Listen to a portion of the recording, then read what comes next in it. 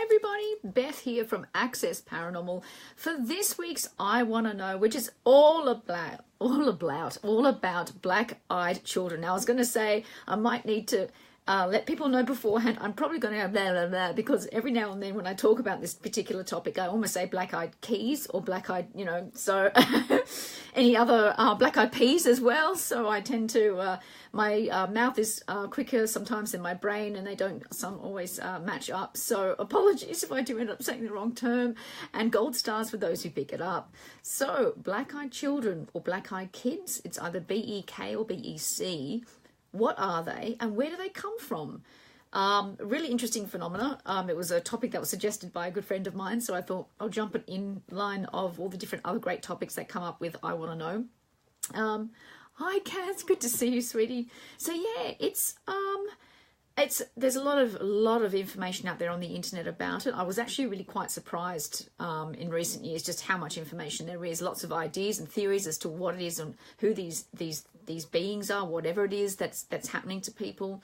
So before I go into a bit about that, what I'll do is talk a bit about what actual black-eyed children are and what happens to people. So black-eyed children are generally around, they tend to appear at about maybe, some say from 6, but generally it's about 9 till about maybe sort of 14-ish maximum.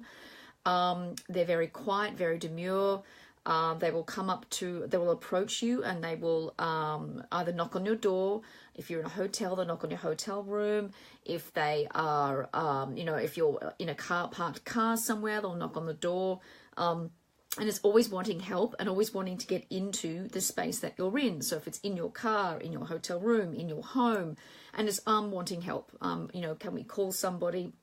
You're thinking, well, what's so scary about children wanting help? But trust me, there's a line to this. So these children, once people see them, actually have jet black eyes. Their eyes are completely black. Now, I've got dark eyes, but the whole eye is completely black.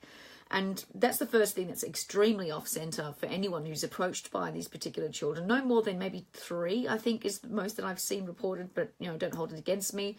And they tend to just, they'll be quite monotone in their way they speak as well. They'll say certain things at the same time too. So as they say, for instance, one case was where a lady opened up the door and they said, can we use your phone because our parents are coming? And she said, well, why would you want to use my phone? Our parents are coming. Like, well, how about you wait outside? Oh, mummy's coming. And it's almost like this sort of, just a sort of, remote sort of repeated vocabulary, the same words being used all the time. But yet sometimes the words they use can actually appear to be a lot more mature than what would be known for that particular age group. So things just don't seem right. And the biggest thing a lot of time that people do encounter when they actually do come across black-eyed children is the fact that they feel instant fear. Something doesn't fit. Some say that their clothes look handmade or look sort of strange. Their hair, his haircuts and styles is not quite what children of that age group are really wearing, and things just seem amiss, and their tone in their voice, and there's not really much emotion. So it's really quite an unnerving situation. So this apparently has happened for many years. Obviously some people will think, well, what's the worst that can happen? Let them in, they make a phone call, they go away, everybody's happy. People that have let them in, reportedly, the children will go into the room or into a space.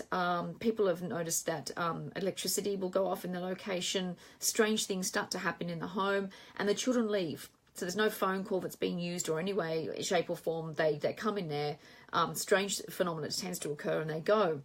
But it's what happens even after that people are often report is the worst part. That's where a lot of regret comes from. So it's, that people get very, very ill. There's people that report even having cancer due to this particular phenomenon. Again, I take it with a grain of salt, but that's some of the things that people are reporting. Hi, Mick. Hi, Kaz. Yeah. So Kaz, you've never heard of them. It's a very interesting phenomenon. People get very ill, and a lot of bad luck tends to happen as well. So, bad things tend to happen to them, and an array of bad things. So obviously you start to see a little bit of the reasons as to why some people you know, why it starts to become a bit of a paranormal phenomenon, because, you know, it's a very strange behavior. Paranormal tend to be paranormal things happen, but of course it's bad luck and health reasons and things like that. So really, really, really fascinating situation, and not really a great one for anyone to have to go through if that's being the case. So the reason why it's become quite a bit of a thing in recent years is there's a gentleman called Brian Bethel, and he originally had, and this is probably, I think it's 1998, back when there was no Facebook, and what he did was he was actually going to pay his internet bill. So he had the good old dial-up back in the day, and he actually was writing a check in his car. They had checks in those days, and it was in the evening time. And as he was writing his check in his car, these two boys came up and knocked on the window and said, "Oh, look, you know, can you give us a lift? You know, we haven't got any money for a movie. We need to go home to our mum." He thought, that's a bit strange. Right. And he noticed things were quite off, and it was the instant fear from seeing these children, which, you know, I mean, I can understand, but I mean, for anyone else, probably not. And he looked at them and he saw their eyes were absolutely jet black, and just went, and made some excuse and drove off. Then what he did after that was actually go on to what was known as the message boards back in those days, and actually typed in and said, "Guys, I've just experienced this." And all these other people said, "Well, yes, so have I." And it actually has taken off quite a bit since then. Hey, oh yes, David Weatherly's book. I will be mentioning that, Alison, later on. So David Weatherly's a fabulous resource on this, but I'll mention a little bit more about him later. He's a lovely, lovely man. Both Alison and I have met him. Fabulous gentleman, very knowledgeable as well. So this is what's happened. So and ever since then, it's become a little bit more mainstream. And you think about, okay, oh, good, I'm back in the room. So what is it? What are they? What could they be? So, when you're thinking of you know, bad things happening, electrical interferences, you know, people getting sick, like there's a whole array of maybe possible reasons why this particular phenomenon could be happening. So the first one, Brian himself, who had this experience, he thinks they're a type of predator species. That's one of his words that he thought it could be. A lot of people think they're demonic as well because of the bad things that happen to people once they've encountered them. So if you think of it from the fact that they get in, they wreak havoc with your health, they wreak havoc with your home and your life. Once they go in there, they leave, and lots of bad things happen. Some people even think they might actually be demonically possessed themselves. That's another thing as well. Sometimes think, well, maybe they actually are possessed themselves and they're wanting to cause havoc that way. Another theory as well is the fact they could be either aliens or transdimensional beings.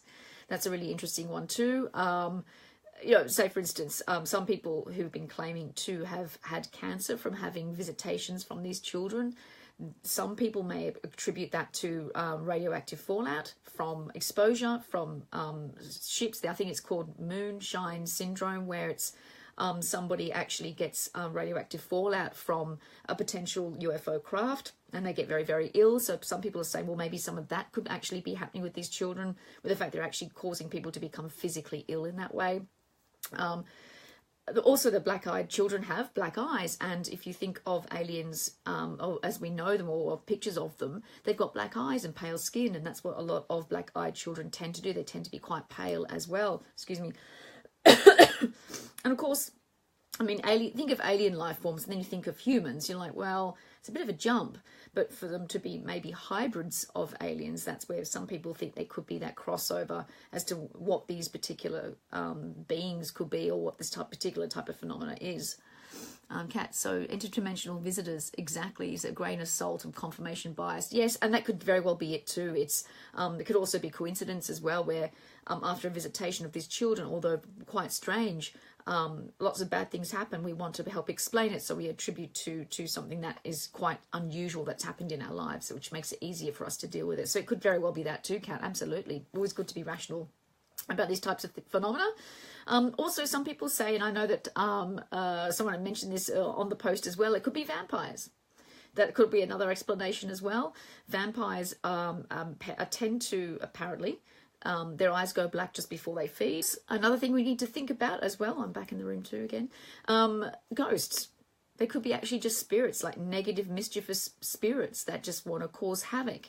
And people who report apparitions will often say they're like you and I sort of stuff, and yet there's something quite off about it sometimes. But you know, it could be that maybe, you know, maybe there's spirits that have just lost their way as well.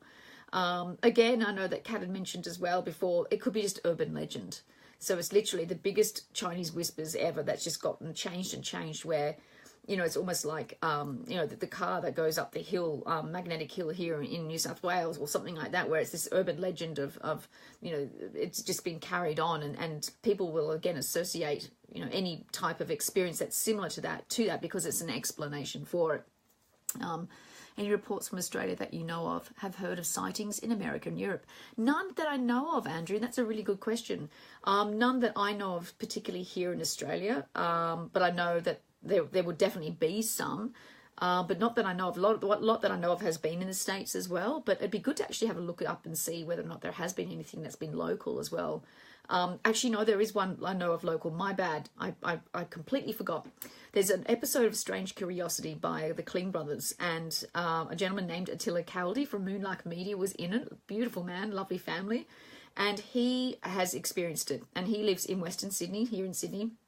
And he's actually had that where he's seen them. They didn't approach his car, but he'd seen them behind him. And he's looked and went, something seemed quite off. And as he looked close, he realised their eyes were pitch black, and it was two kids.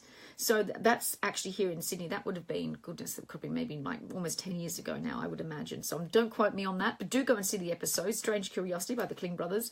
And that will, it will feature Attila talking about his experience. So that's the only case that I know of that. Hi, Nicole. So there's that too. Now, I know that Alison mentioned a gentleman named David Weatherly, fabulous gentleman. Met him at Earth Core a couple of years ago when Alison and I were speaking at the Worlds Beyond Forum. And he was talking about black-eyed children. He's written a book about it, and he gets interviewed quite a bit about it. And he's been involved in quite a few paranormal programs in the meantime about it too. So he's a great resource to go and check out if you want to. Very level-headed, very factual, and talks a lot about the experiences and also his thoughts on what he thinks it might be. So really, what are they? We just don't know. Could it be urban legend? Could it be demonically possessed kids? Could it be, you know, some sort of trans-dimensional being? We don't know what it is. There's not a lot of information about it because, again, it's witness testimony, witness reports, excuse me. Oh, head colds. It's that time of season here coming up in Australia. So yeah, it's we don't know what it is, but there could be other plausible explanations. Most likely confirmation bias, urban legend, that sort of thing. But again, we keep an open mind with this kind of stuff because there is something going on. People are experiencing this. And it's worth following up. So go and have a read. Let me know your comments and thoughts about it. If you've come across a case or you know of any that I haven't mentioned at all, by all means, use a comment section below about what your thoughts on what you think they are as well. Thanks so much for watching, and do take care.